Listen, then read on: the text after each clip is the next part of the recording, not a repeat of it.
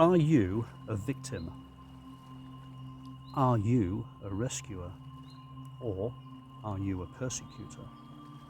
If you are any of those three things, it may be that you have unconsciously, inadvertently, accidentally, or even purposefully formed yourself into what is known as the drama triangle. And how we can use this knowledge and reflect on it and use it to help others will follow in this clip. And the reason I'd like to discuss the drama triangle with you is because I think for a coach it would make a great way to be able to detect coachees' narratives, the stories they tell themselves about their lives. You can often detect the stories that they tell themselves about their lives from the way they describe their lives. In 1968, a psychiatrist, Stephen B. Karpman, came up with what was to be known as the drama triangle. He detected that in interpersonal roles, there are often three distinct characteristics that you can see people play. One of those characteristics is the persecutor, and the persecutor may be the authority figure, it may be the parent, it may be the supervisor at work, it may be anybody who feels that they're empowered to make decisions on other people's behalves.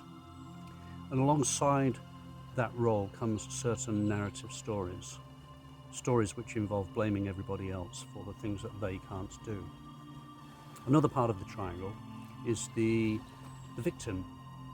The persecutor may find themselves in an interaction or a dynamic with somebody who is a woe is me type of person, somebody who feels that the world is against them, the systems are against them, they could do better if only. And the third part of the triangle is the rescuer. And the rescuer can be a person who seeks to moderate the conflicts and interactions between the perpetrator, or the persecutor, and the victim. Now, this doesn't mean that everybody is locked into one role throughout their lives and in every situation. Sometimes a person can be a rescuer in one environment and a persecutor in another, or they can be a victim in one environment and a rescuer in another. The main part here is to detect the kinds of narratives that people have inside their own minds about themselves in order to coach them to reflect and to achieve a better cognizance of where they're coming from. It's like being able to take their temperature, really, before you diagnose where they might want to go in order to improve their outcomes. So I thought, just to illustrate the finer niceties of the drama triangle, I'd just go through some of the statements that or feelings that the various people might experience. For example, the victim may feel shame and guilt. They may also feel helpless or hopeless. They may feel as if they're being oppressed or persecuted. They may have a poor me mentality. Often you'll hear a person of this nature say, "Oh, despite all my efforts, things still turn out bad for me. I don't know why it's going this way. If only I could do better, but circumstances just seem to arise to stop me from getting past these limitations." So what you have is a mentality or a narrative, a story the person is telling themselves, which is that they're down on their luck and they can't achieve anything because the odds are stacked against them. This is how victim mentality exhibits itself to you as a coach. So listen for those things. Listen for that poor me kind of mentality.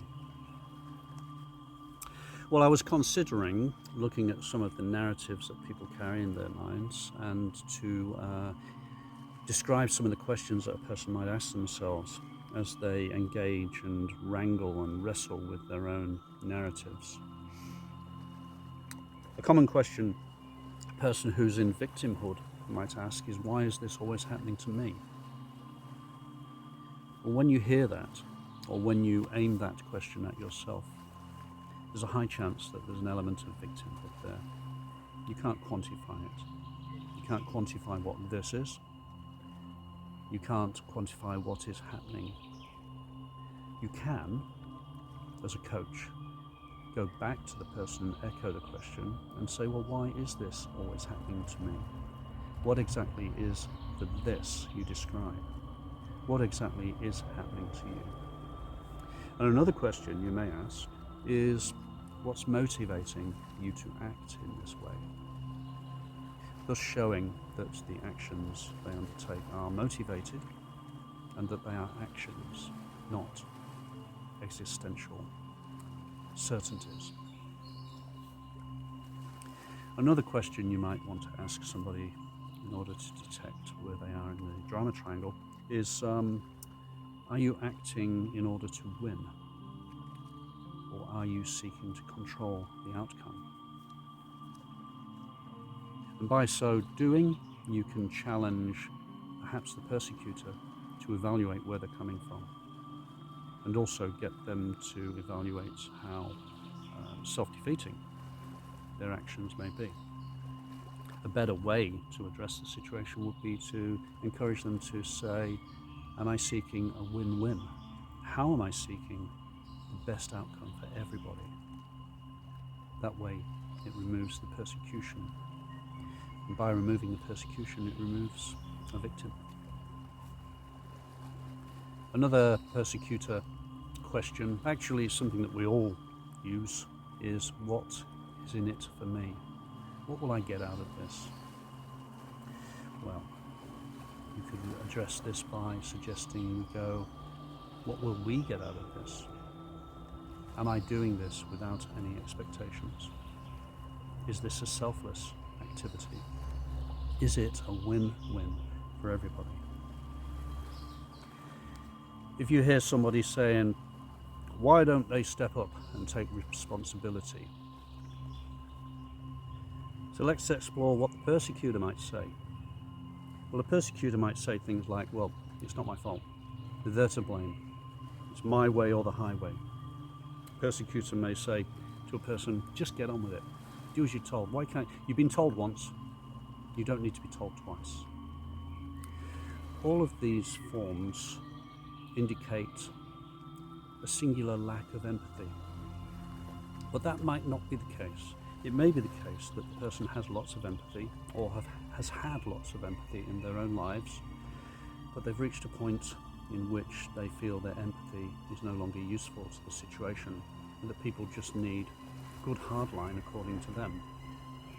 Which is great, unless of course you're dealing with a person who doesn't have the emotional capabilities or the organisational abilities, or has a damaged past, or feels inadequate or feels insecure in their role. Perhaps it's just a person who needs to be told 8 times in different ways before they grasp an idea.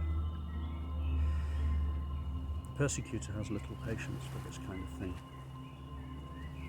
It may be the case that people who graduate up through the ranks have done so because they have a persecutor mentality. And so the higher up the ranks they go, the stronger they have to present as a persecutor in order to get things done. So there you have it, the 3 corners of the triangle, or the 3 angles of the triangle, which is the persecutor, the victim, and the rescuer. Now, as a coach, I have an important question to ask. Do you know if you are a rescuer, a persecutor, or a victim? There are some little hints and tips that you can latch onto when you're dealing with anybody, yourself included. Ask yourself these questions. Do I need to control my outcomes? If you're the kind of person who tries to control your outcomes, it is possible that you may be a persecutor. It may be that you're trying to stamp your identity, your needs, and your will onto all situations and people around you. So examine that and consider it. And also consider it when you're talking to a coachee, when they express frustration about how things are not going their way. Do you try to fix people? Are you like constantly attracted to people that you think you can fix or rescue? The bad news is that if you are, you're never going to succeed, because the people that you're seeking to rescue often are locked into their victimhood. And so the best case scenario is to experience quite a lot of frustration, almost anger. And the third question I'd like to ask you is, do you feel hard done by? Now, everybody gets to feel hard done by at some stage. However, feeling hard done by is A, not the same as being hard done by, and B, it is a mentality that you can evaluate, analyze, and objectively reject. If you feel hard done by, or if you experience a coachee that feels hard done by, then you are dealing with somebody who's running a victimhood narrative in their mind. I thought I'd offer a personal example of the drama triangle from my own life, and it's about raising kids. Raising kids can often be a big part of your drama triangle. I'd often seek to rescue my child when he'd feel persecuted by his mother, because his mother is quite an authoritarian and straight to the point person. But what I would do instead, with all of my talks and my empathy, would be to fix in his mind a sense of victimhood. Now, it's all very well me saying that. I'm not saying that the boat has sailed on the whole process. And I'm not saying that a lot of the work I did with my child wasn't good work. But there is the hazard that by seeking to mediate, even when the other person is in the wrong, can create a false impression, almost a sense of entitlement in victim. So you have to be careful when you're listening for narratives. And you have to be aware that the narratives that people are carrying may have started way back beyond in the mists of time. If you're coaching somebody, you are not psychoanalyzing them, and you are not mentoring them, you are not counseling them. If you feel that a person has greater issues than you can deal with as a coach, then it's your ethical duty to refer them to somebody else, or to encourage them to refer themselves to somebody else. So I thought I'd try another example, another little snippet example, and this is a hypothetical. Let's take Joe. So Joe is a damaged individual. Well, when I say damaged individual, that's a bit harsh, isn't it? Joe is a person who is a little bit insecure. They may be insecure about their looks or their status. They may be insecure about their financial situation. And they may be insecure about their ability to attract a partner. Now, Joe meets Kathy. And Kathy is quite hard to reach, because Kathy has got a lot of history about her and she's had lots of problems. But one of the great things about the dynamic between them is that Joe is what Kathy describes as a great listener. And so Joe invests a lot of time and energy into Kathy because at the bottom of it all, he wishes to become romantically attached to Kathy. But unfortunately, Kathy has no such idea about the situation. Often we describe the situation as being friend-zoned. So Joe effectively gets friend-zoned because he's a good listener, because he's so nice, because he's provided himself or his services as a rescuer to Kathy. And Kathy, with her history, and Kathy with her situations and her desire to share her troubles and problems, is living in the narrative of a victim. The unfortunate fact of the matter is, for Joe and for Kathy, is that Kathy will only be attracted to somebody who's not like Joe. Kathy will only be attracted to somebody who is a persecutor. Yes, as one coach to another, the important question I have to ask you is, are you any of these things? For example, using a personal case, which is my own, I had some misconceptions about what coaching should be when I started doing it. At the outset, I thought a coach's job was to actually be a rescuer.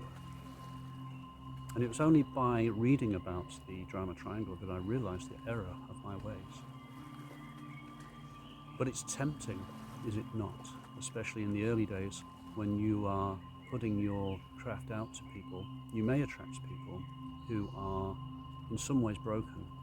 And let's not deny it, may be better off with therapy or counseling than coaching.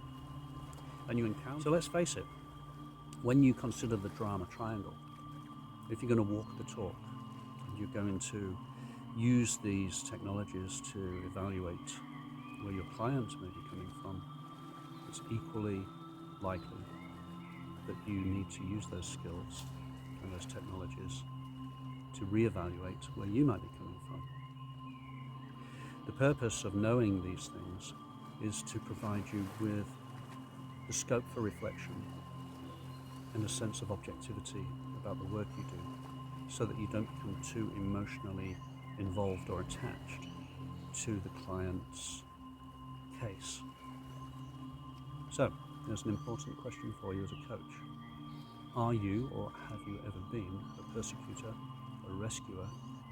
Because nobody needs the pressure of having somebody trying to milk every last drop of affection from every interchange. Is to try and suggest to them alternative narratives, try to get them to turn the coin over the other side and to have a look onto the alternative arguments or alternative ways of seeing things.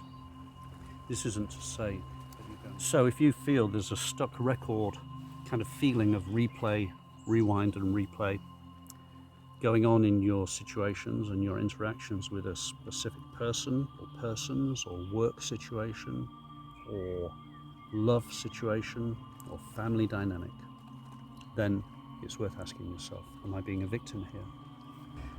So, to recap about the drama triangle, when you're talking and when people are talking to you, you have to bear in mind that often the roles that people drop into are habitual and they're often unconscious. They actually are a comfort zone for many people.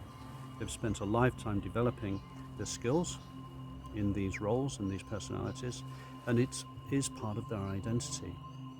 So the drama triangle is a habitual, often unconscious process for everybody involved in it. It's a formed, reformed, evolving and dynamic process. It's also a process which can be switchable, as I've said before, between different roles that the person might play. They may be the boss of a large syndicate during the daytime, but they may be at the bottom of the pecking order when they get home in their family environment in the evening. And so, as a form of summary, the drama triangle is a complex, dynamic, evolving, non-fixed set of personalities and characteristics and identities that we shift around in throughout our days and in our interactions with other people. And sometimes it only takes a crossword for us to lapse into some kind of area of drama which we never even intended to set out into at the beginning of the day. Personally, I have experienced the victimhood drama triangle corner quite a lot. What pushes my buttons is sometimes if I'm in a shop and somebody isn't polite to me. These are really small, trivial little situations which can trigger all sorts of emotions for me. And I'm not the only one, but I just thought I'd share that with you. Now, the thing about this whole process here is that coaching is not therapy, and it isn't mentoring, it isn't psychoanalysis. So what I'm offering to you here is not a comprehensive, qualified overview of the drama triangle. I'm not coming at this from with the background of the professional body behind me. Neither, though, is this merely anecdotal. It is a great way for a coach to be able to guide their practice It's a great way for a coach to be able to take the temperature and get some indications of the narratives the client is telling themselves. It's also a great way for a coach to evaluate their own practice and their own emotional responses in order to make sure that they can be objective and rational, which is what the client requires.